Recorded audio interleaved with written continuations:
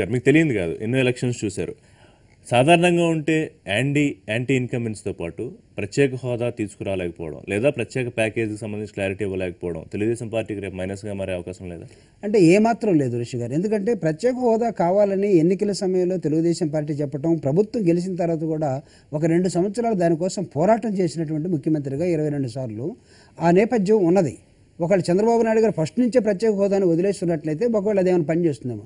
కానీ దానికన్నా ప్రత్యేక హోదా దేశం మొత్తంలో తీసేసి ఉన్న 11 రాష్ట్రాల్లో కూడా తీసేసే నేపథ్యంలో లేని ప్రత్యేకంగా చేసిన ప్రామిస్ వస్తున్నాను. దానిలోనే ప్రత్యేక హోదాకి ఎంత వస్తుందో దానికన్నా ఎక్కువ ప్యాకేజ్ ద్వారా ఇస్తున్న నేపథ్యంలో తెలుగుదేశం పార్టీ ప్యాకేజీ ఉంది. విభజన చట్టంలో ఉన్న వాటినే ప్యాకేజ్ అని చెప్తున్నారు. అసలు అరుణ్ జైట్లీ అయితే ప్యాకేజ్ అని అనలేదు, స్పెషల్ మెజర్ అసిస్టెన్స్ అని అన్నాడు ఆయన.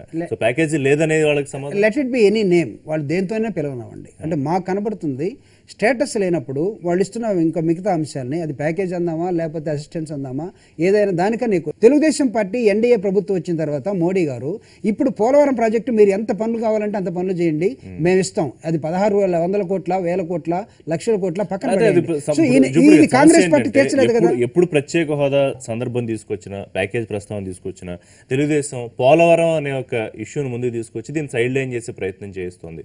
అది పెద్ద విమర్శ మీకు. అంటే Polavaram is going to be a lifeline to the Andhra Pradesh state. ఎందుకు మేము పోలవరం చెప్తానంటే 70 సంవత్సరాలుగా ఎన్ని ప్రభుత్వాలు చేయలేని పని చంద్రబాబు నాయుడు గారు తీసుకురాగలిగాడు.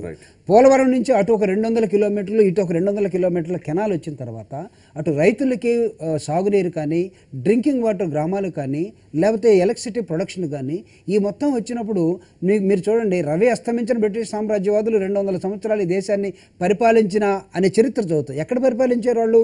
ఎక్కడ చెరువులు ఉన్నాయో, ఎక్కడ వాగులు ఉన్నాయో, ఎక్కడ నదులు ఉన్నాయో అక్కడ చేసుకున్నాయి. ఈ రిసోర్స్ ఈరోజు